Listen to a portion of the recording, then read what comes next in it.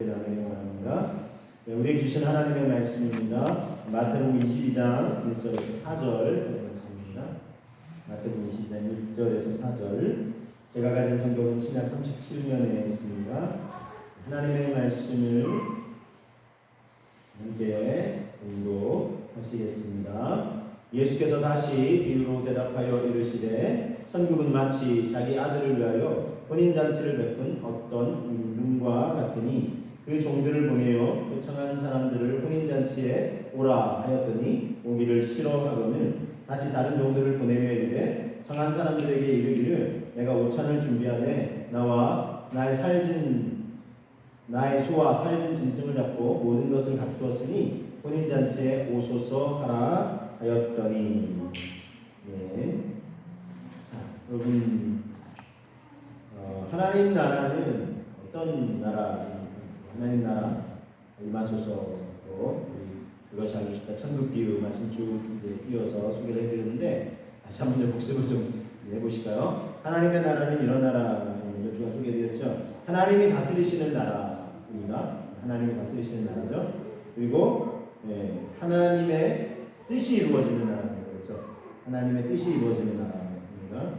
그리고 하나님이 꿈을 꾸시는 나라입니다.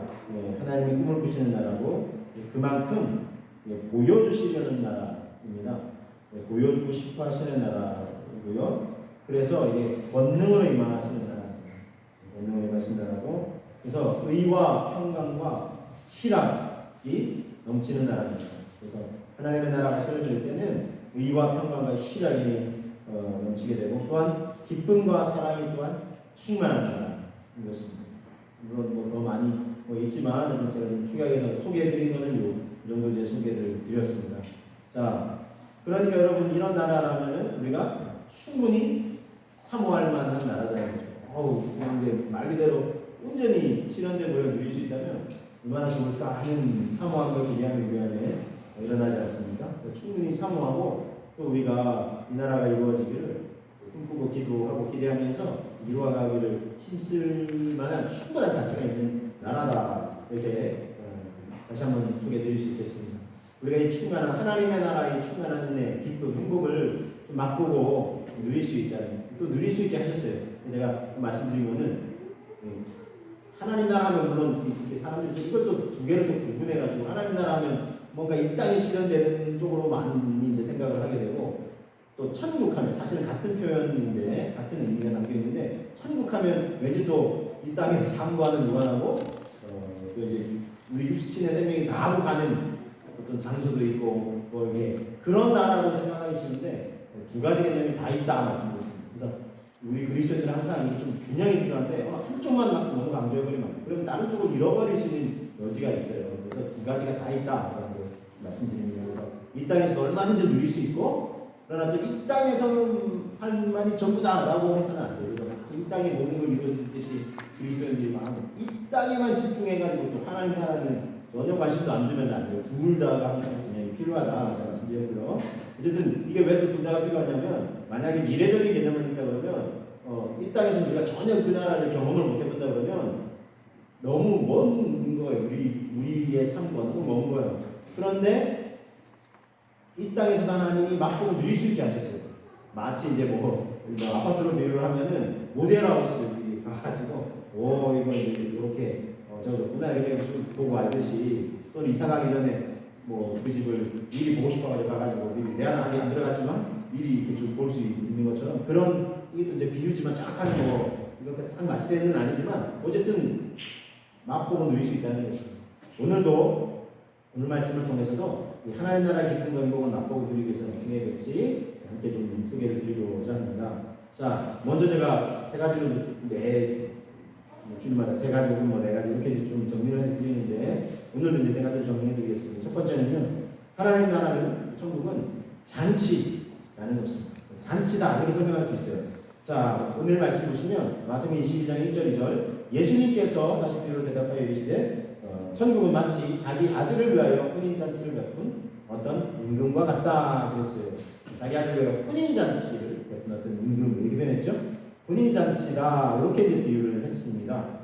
하버드대 사회윤리학 교수이자 신학 교수인 이제 하비 콕스 교수님이 그렇게 이제 얘기하셨는데, 인간은 호모 페스티버스, 이건 축제하는 인간이라는 뜻입니다. 축제하는 인간입니다.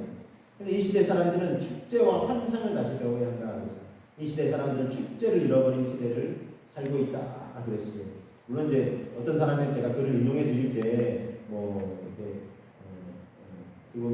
그분의 전 삶을 다 이제 아우른 걸 소개해 드리고 있지만 이제 그러지 않은 부분도 있어요. 그러나 또 이제 우리도 그렇잖아요. 우리가 하는 말 중에 좀 유익한 말이고 좀 그런 말 괜히 했을 수도 있죠. 좋은 것을 좀 취하기 위해서 제가 소개해 드리는 거고, 이건 또한 말씀을 구현하는 의미에서 제가 소개해 드리는 겁니다. 자, 말씀 자체에서 어쨌든 혼인잔치다 제가 말씀을 드리고 있죠. 이동원 목사님이 이동원 센터장으로 소개해 드리고, 이분이 젊을 때 경험하신 분인데 선교사님하고 계속 교제를 하면서 영어도 배우시고 이런 게 있었어요. 근데 선교사님이 우리나라에 거하실 때 했는데, 같이 이제 선교사님이 예수님 잘 믿고 하시잖아요. 그러니까 같이 가서 이제 예배를 드리고 하시는데, 선교사님이 좀 궁금한 게 있으셨나 봐요. 한국 교회는 왜 성도들은 밖에서 그냥 살아가고 이야기할 때는 좀 그래도 그나마 좀 웃기도 하고 뭐 이렇게 하는데, 왜 성전에만 들어가면 예배드려 들어가기만 하면 너무 과묵한 표정이에요. 너무 무겁고 이게 성전에서 막 웃고 막 얘기를 하면 마치 뭐 죄 짓는 것처럼 너무 그렇게 소위 말해 이제 경건하다는 이 표현도 좀 잘못 배우면 안 되는데, 그걸 좀 사람들이 경건해야 돼요. 너무 기쁘게 찬양하고 웃고 막 그러면 어휴 경건하지 못하기 싫고, 그런데 그게 잘못 배우는, 경건한 건 그냥 하나님께 우리가 가까이 나아가는 모습 자체를 경건하다 보니 그 속에는 기쁨의 표현도 있으니까 찬송도 있고, 어쨌든 그렇게 얘기를 하는 거예요. 너무 이렇게 어둡고 이렇게 너무 슬퍼 보인다. 왜 그러냐 이렇게 그러죠. 근데 이 동생이 얼떨결에 대답을 하시기를, 마침 주간이 이제 사순절이었고 무난 주간이 되는 주간이었고, 그래서 사순절이어서 예수님의 십자가를 깊이 보는 일이 묵상해서 그런 거 아닌가 이렇게 얘기했거든요. 그랬더니 그때 이제 그 주간만이 아니거든요. 성사님 그렇게 얘기했을 때는 쭉 이제 고난 주간 아닐 때도, 사순절 아닐 때도 이렇게 쭉, 그러니까 성사님 이렇게 얘기해요. 그럼 한국교회 성도들은 예수님이 십자가 지신 것만 알고 묵상하고 예수님이 다시 부활하시는 것은 잊었나요? 이렇게 얘기합니다. 무슨 얘기인지 아시겠죠? 예수님이 십자가 지시고 분명히 죽으신 거 분명했죠? 그렇지만 사흘 만에 부활하셨잖아요. 그래서 이게 여러분 구원의 완성 아닙니까? 죽음으로 끝나면 뭐 우리 죄는 담당하시지만 우리도 다 죽잖아요. 죽음의 문제에 대해서는 해답을 제시는 거예요. 근데 사흘 만에 부활하셨잖아요. 여러분 그 사실 믿으시죠? 이걸 믿을 때 온전한 구원을 우리가 누릴 수 있습니다. 그래서 이동훈 그렇구나. 그 당시 청년실 그렇구나. 진짜 그런 생각을 하셨대요. 그래서 나중에 이제 목회를 하면은 좀 이렇게 예수님 십자가뿐만 아니라 부활의 기쁨도 함께 이렇게 누릴 수 있도록 해야 되겠다. 이렇게 하셨고, 또 이제 뭐 지구촌교회에서 잘 하시겠다고 하고 하셨습니다. 어쨌든 여러분, 우리가 이 주님이 우리를 구원하시기 위해서 십자가 지신 것뿐만 아니라 본전의 영광처럼 뒷면에는 부활하신 영광을 함께 우리가 누리면서 주님 안에서 기뻐할 수 있어야 될 줄로 믿습니다. 요한계시록 19장 7절에 이렇게 그래서 말씀하고 있어요. 요한계시록 19장 7절입니다. 이렇게 말씀하죠. 우리가 즐거워하고 크게 기뻐하며 그에게 영광을 돌리세. 어린 양의 혼인기한이 이르렀고 그의 아내가 자신을 준비하였으므로 말씀하고 있습니다. 어린 양의 혼인잔치. 마치 또 성경이 비유하기를 그분이 신랑이시고 우리가 신부다 그렇게 하잖아요. 주님의 사랑을 받는 저는 혼인잔치, 기쁨이 충만한 잔치. 그래서 여러분 이 구원의 기쁨을 충만히 누릴 수 있어야 됩니다. 이 구원의 감격과 기쁨을 다시 한번 충만히 누리시고, 우리의 삶의 상황이 뭘 기뻐할 게 있어요? 그래서 아니 우리 구원받은 것만 안 들어도 충분히 그렇죠? 하박국 선지자 이거 없고 저거 없어도 나 구원의 하나님 한 분만으로 나 기뻐합니다. 그렇게 주님 안에서 구원의 감격만으로 기뻐하시는 저와 여러분 되시기를 주님 여러분 축복합니다. 자, 그래서 이게 하나님 나라는 잔치다, 천국은 잔치다 볼 수 있고요. 두 번째는요, 자, 이 천국 구원 잔치에 우리를 초대하신다는 거예요. 잔치가 벌렸는데 나와 상관없으면 사실 내가 뭐 기쁨들이 없죠. 근데 우리를 초대하신다는 거예요. 말씀 통해서 확인해 보실까요? 마태복음 22장 3절에 보시면 그 종들을 보내어 청한 사람들을 혼인잔치에 오라라고 했거든요. 근데 오기 싫었고요. 그 다음 4절에 보면 근데 또 다시 다른 종들을 보내면서 청한 사람들이 이렇게 내가 오찬을 준비했는데 나의 소와 살찐 짐승 잡고 음식도 풍성하게 하십니까? 오라고 은행잔치 오소서 하라고 그렇게 사람들이 이제 또 오소서라고 좀 더 간곡한 표현 그렇게 하라고 그러니까 초대하시는 거예요. 우리를 구원의 잔치, 은혜의 잔치에 우리를 초대하고 초청하시는 게 있어요. 근데 안타까운 것은 이 초청을 이 초대를 받은 사람들이 어떻게 반응했죠? 오기 싫어했어요. 오기 싫어했어요. 그리고 또 초청에 응하지 않았어요. 여러분 뭐 아시겠지만 계시록이 3장 20절 제가 한번 소개해드리는데 다시 한번 의미를 소개해드리면 볼지어다 내가 문 밖에 서서 두드리노니 누구든지 내 음성을 듣고 문을 열면 내가 그에게로 더 들어가 그와 더불어 먹고 그는 나와 더불어 먹으리라. 예수님이 밖에서 두드리신다 그랬죠? 누가 문을 열어야 돼요? 안에서 우리가 소위 말해서 마음의 문을 우리가 열어드려야 돼요.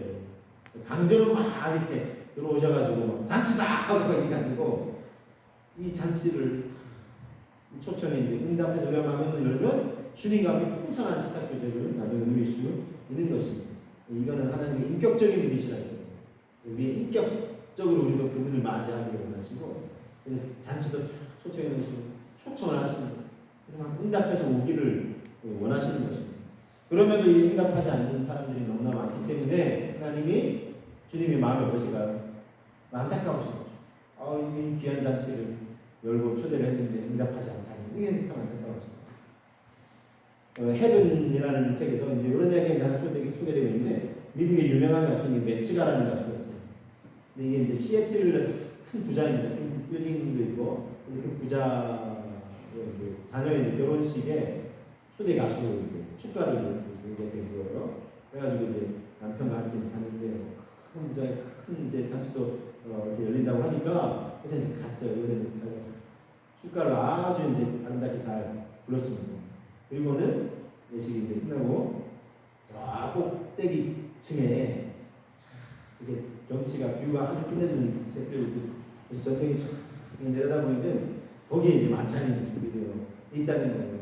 그래서 이제 남편의 손을 잡고 엘리베이터를 타고 이제 쫙 올라가면 꼭대기층에 다음에 띵 해가지고 딱 문이 열려가지고 들어가려고 이제 보니까 바깥에서 언뜻 봐도 이야 경치가 너무 이제 왜냐면 통유리로 쫙 있으니까 바깥 경치도 쫙 내려다 보이고 너무 좋은 유명 인사들도 막 이렇게 곳곳에 앉아 있는 것 같고 맛있는 음식에 음악에 너무 기뻐서 막 나를 저쪽에 딱 들어가려고 그랬는데 앞에서 안 나가는 사람들이 잠깐만요 하시더니 혹시 초청장 있으시냐 그러는 거예요.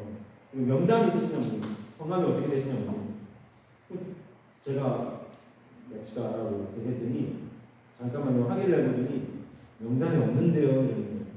명단에 가실 일은 없습니다. 아니 오늘 제가 여기 결혼식에 축가도 불렀는데 왜 명단이 없냐고. 저희는 명단에 없는 사람은 절대 드리지 마세요. 저희가 만약 명단에 없는 사람 드리면 인장제는 해가 됩니다. 그래서 어쩔 수 없습니다. 양해해 주십시오. 이 남편이 당신이 결혼식 축가도 하고 있는데 여기 초대를 안 했냐고 초대장 못 받았냐고. 아이고 사실은 제가 초대장을 받았는데 그 초대장이 뭐라고 되어 있었냐면 이 초대장을 받은 사람들 받았다고 해서 나올 수 있는 게 아니라 초대장에 이게 안내가 되어 있었어요. 그 자리를 딱 이제 오는 사람만 이렇게 딱 준비를 하기 위해서 음식도 먹고 물론 이제 뭐 풍성하게 할 수 있지만 어쨌든 이제 이게 아주 귀한 행사니까 자칫 또 보완이 안 되는 사람들이 막 같이 들어오고 그러면 안 되니까 오겠다고 응답한 사람들만 이제 출입할 수 있습니다. 개인. 왜냐하면 보안이라든지 여러 문제로 인해서 저희가 다 지정석을 마련하기 위해서 그러니까 양해를 해주십시오. 그러면서 몇 번이나 반드시 오실 분들은 사전 식사 일주일 전에 이거를 오신다고 약속을 예약을 해주셔야 됩니다. 그게 기억이 딱 나요. 아이고 내가 바빠가지고 그래도 내가 축가도 부르는데 드려보내주겠지 이렇게 생각해요. 어떻게 하냐? 안 되겠냐고 그랬더니 안 되는 절대 안 돼요.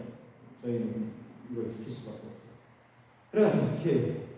다시 잠깐 오시라고 옆으로 가가지고 뭐 이렇게 엘리베이터 말고 다른 직원들이 엘리베이터 내려가고 우리 내려가서 지하로 바로 해서 내려가실 수 있을 것 같아요.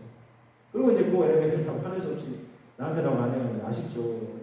그냥 전화 한 통화만 했으면 아니면 뭐 문자 하나만 했으면 되는데 내가 바쁜 핑계를 못했다. 그리고 이제 지하에서 땡 하고 있다 열리는데 보니까 지하는 물론 차도 있지만 한켠에 쓰레기를 그 쓰레기 냄새가 진동을 하는 거예요. 그래서 막 가슴을 치면서 안타까웠대요. 이 좋은 만찬 누릴 수 있는 기회를 좀 누려가지고 너무 안타깝다고 얘기를 했다는 것입니다. 이게 실제 스토리인데 이게 이제 그래서 이 헤븐이라는 책을 제가 소개했는데 이 저자인 랜디 알코라는 사람이 이렇게 이제 오늘 이야기를 소개하면서 이 실제 스토리를 이렇게 이제 매집을 하고 있습니다. 수많은 사람들이 천국의 파티장에 초대되었지만 지옥의 쓰레기장에 합찬 인생들이 허다하다. 이게 이제 안타까워서 초대를 분명히 하나님이 하시는데 그 초청에 응하지 않는 사람들은 마지막에는 진짜 이 잔치가 구원의 잔치가 될 때는 그걸 못 누린다는 거예요. 그제서야 후회해봐야 소용이 없다는 것입니다. 그래서 초대받는 것 못지않게 중요한 게 뭐냐면 그 초대에 화답하는 거예요. 응답하는 거예요. 나 가겠습니다. 근데 참으로 많은 사람들이 초대를 받지만 거부하는 사람들이 많아요. 응답하지 않는다는 것입니다. 그래서 이런저런 이유를 대면서 그래서 그 초대에 응답하지 않고 결국 이 천국 잔치에 참여하지 못한 사람들이 너무나 많은 것입니다. 자 보실까요? 마태복음 22장 5절 6절에는 그래서 이렇게 말씀하고 있어요. 그들이 돌아보지 않고 초청을 받은 사람들이 한 사람은 자기 밭으로 또 한 사람은 자기 사업하러 가고 그 남은 자들은 종들을 잡아 모욕하고 죽였다 했어요. 그냥 자기 밥, 자기 사업 막 일 생계 핑계 대면서 다 거부하고 또 심지어는 초청하러 보내받은 종들을 잡아 모욕하고 죽이기까지 한다는 거죠. 그만 좀 하라고 잘 죽겠다고 이라는 하게 됩니다. 어떻게 죽여버리면 좀 심한 편이지만 어쨌든 그런 사람이 있다는 거예요. 그래서 이건 참 이 모습을 알게 된 이 주인 임금님이 전체를 열고 종들 보냈는데 너무나 화가 확. 그래서 어떻게 하냐면 누가복음 14장 24절 이건 이제 마태복음인데 누가복음 14장에도 이 잔치 비유가 등장합니다. 그래서 같이 병행해서 소개되면 내가 너에게 말하는 전에 청하였던 그 사람들은 하나도 내 잔치를 맛보지 못하리라. 얼마나 화가 났습니까? 그 청함 받았던 사람들, 청함 받아놓고도 거절한 사람들 하나도 못 누릴 거라고 얘기하죠. 참 안타까워. 이게 그냥 하나도 누릴 수 있는 마음 이런 어떤 나쁜 마음이 아니라 안타까운 마음이 막 표출을 하시는 거예요. 이렇게 말씀하는 건요, 이 잔치를 열고 사람들을 초대하시는 은혜에 책임이 있는 게 아니에요. 하나님의 초대를 끝까지 거절한 사람에게 책임이 있어요. 근데 제가 또 이렇게 표현하는 거는 책임 소재를 물으려고 하는 게 아니라 그만큼 안타까워 하시는 거예요. 생각해 보세요. 이 잔치, 좋은 잔치 다 누릴 수 있게 초대를 했는데 거절하는 게 너무 안타까워요. 그래서 자 마태복음 22장 14절에 같이 한번 읽어보실까요? 청함을 받은 자는 많되 택함을 입은 자는 적은 거예요. 청함을 받은 사람은 주님은 정말 구원의 잔치에 수많은 초대를 막 하시는 거예요. 누구든지, 그렇죠? 독생자 예수 믿는 자 구원을 얻게 하시려고 그렇게 하시는데 택함을 입은 자는 적다는 게 무슨 의미겠어요? 본인들이 이거를 응답을 안 하니까 결국은 이 택함 받았다는 결국은 이 구원의 은총을 맛보고 누리게 되는 자는 적다. 이게 얼마나 안타까운 문제였어요. 하나님의 안타까운 마음을 남겨있는 것입니다. 자 여기 계신 저와들은 천국 잔치 하나님이 우리에게 맛보고 누리게 하는 구원의 잔치에 초대하셨습니다. 이미 응답하셨으니까 이 자리에 오겠습니다. 다시 한번 주님 감사해요. 저를 초청해 주셔서 제가 응답했던 이 하나님 나라의 구원의 잔치를 누릴 수 있게 해주셔서 정말 감사합니다. 고백하시고 근데 이제 중요한 게 있어요. 지난주 제가 말씀드렸는데 그물을 친다 그래서 그물을 던지는 비유 제가 말씀드렸죠. 근데 나만 구원받았다고 끝나서 되겠습니까?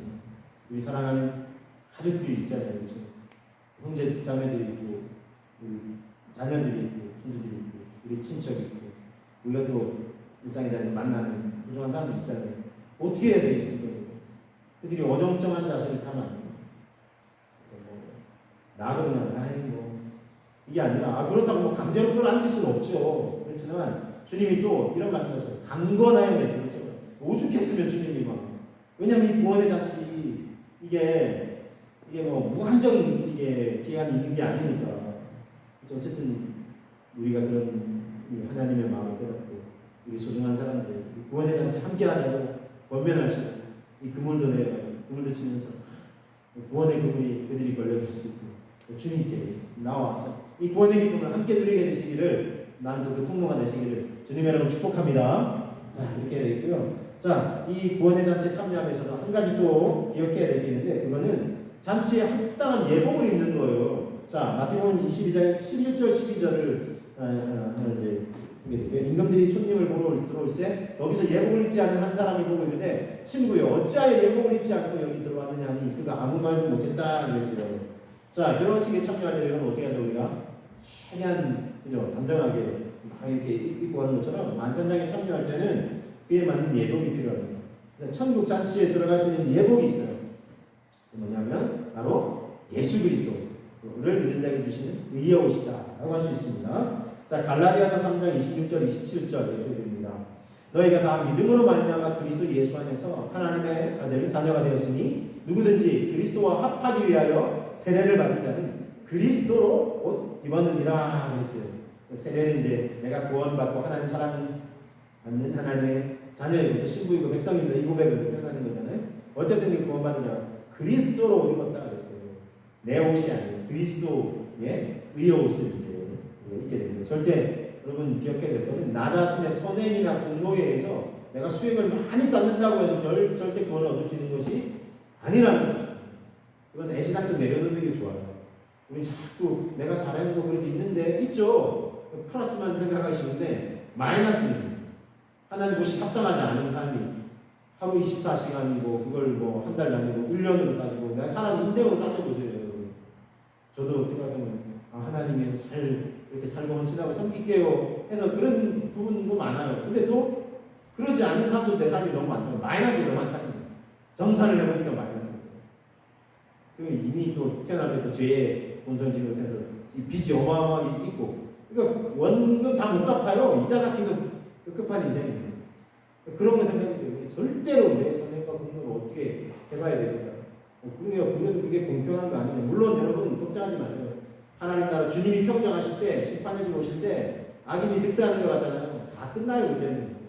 그러니까 그런 건 우리가 걱정하지 말고 주님께 맡기고 심판도 이런 거 주님께 다 맡기고 우리는 나 자신이 주님 앞에 내가 이 구원을 얻기에 합당하다 돌아보면서 내가 어떻게든 물론 뭐 선행을 쌓고 물론 그렇다고 또 이 한국 기독교가 자칫 또 믿음으로 얻는 의인만 구원만 강조해가지고 그 이후에 삶은 또 뭐 상관없다 이렇게 또 그런 모습도 없지 않아 사실 있었어요. 그래서 솔직히 사회롭게 지탄 맞는 것도 우리 책임도 있습니다. 의목도 있습니다.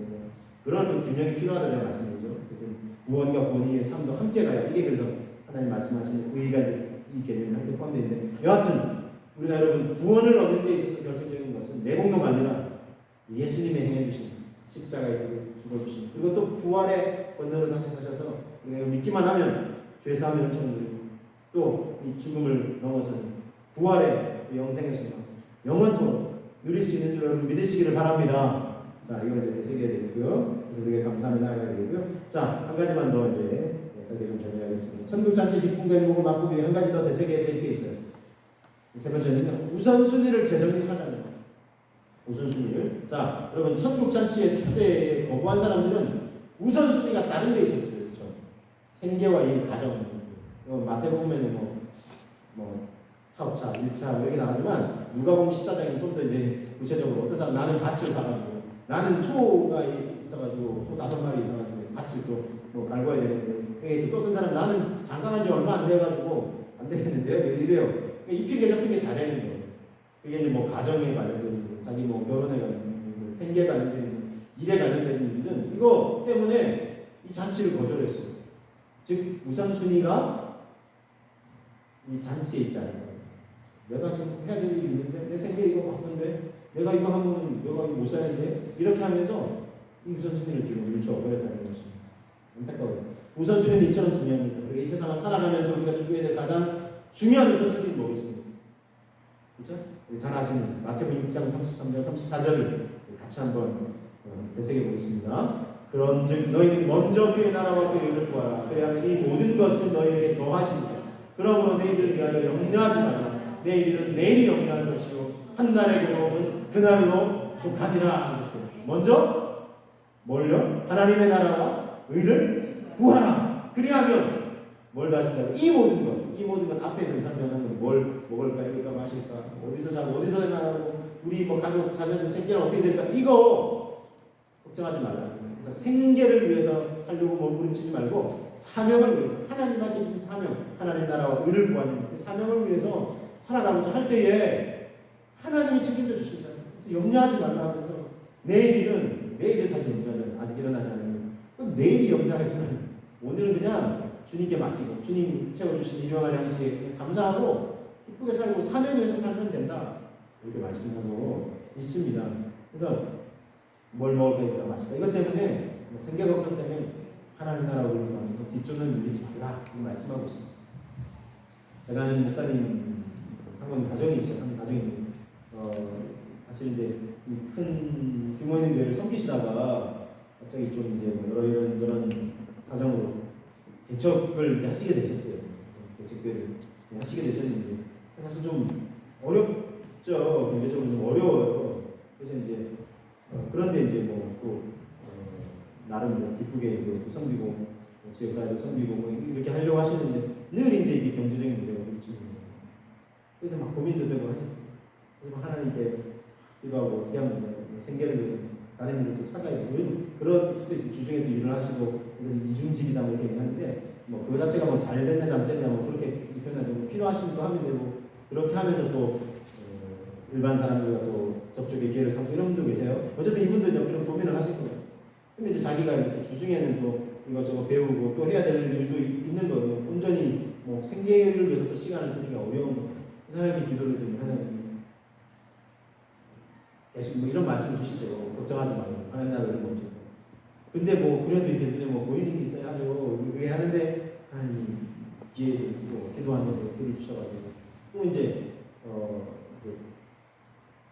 다른 분들을 또 이렇게 만나게 해주시고 연결시켜 주셔가지고 생계 문제를 걱정 안 해도 되겠군 이렇게 인도하시더라고요.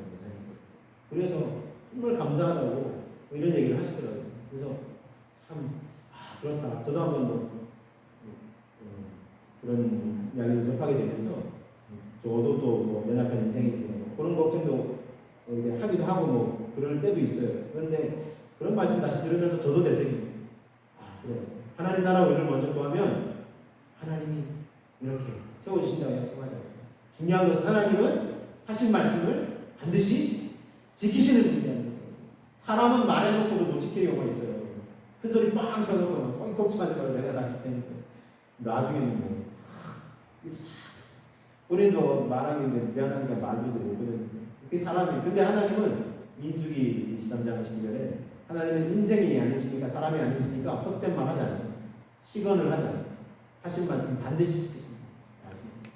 그러니까 하나님이 하신 말씀을 믿고 하나님 나라 의를 구할 때 하나님께서 우리의 모든 필요를 채워주실 줄로 믿습니다. 반드시 지키신 하나님, 이 약속의 말씀, 또 말씀하신 하나님을 신뢰하고 먼저 하나님 나라와 의를 구하고 하나님께서 채워주시고 공급해 주시면 그래서 하나님에서 더 살면 되겠구나 라는 이 소망을 되새기시면서 하나님의 통치를 받는 백성, 천국잔치 초대받은 백성으로서의 행복을 누리시게 되시기를 주님의 이름으로 축복합니다. 자, 그래서 마지막 말씀 계시록 19장 9절 그 말씀만 읽고 이제 기도하겠습니다.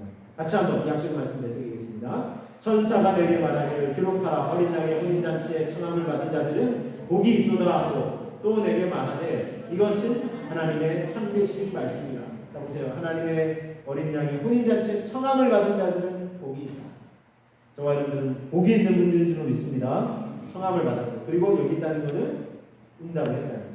마지막 온전한 그 잔치에 이 땅에서 맛보고 또 진짜 잔치 그 잔치를 맛보고 누리시게 될 때까지 나겠구만 우리 가족 모두 우리 소중한 사람들 모두 함께 이 잔치를 누리게 되시는 그 기쁨을 누리게 되시기를 주님의 이름으로 축복합니다. 기도하겠습니다. 기도할 때 천국 잔치 하나님 나라는 천국 잔치고요. 구원의 잔치 기쁨 행복이 가득하고요. 천국 잔치 우리를 초대하십니다.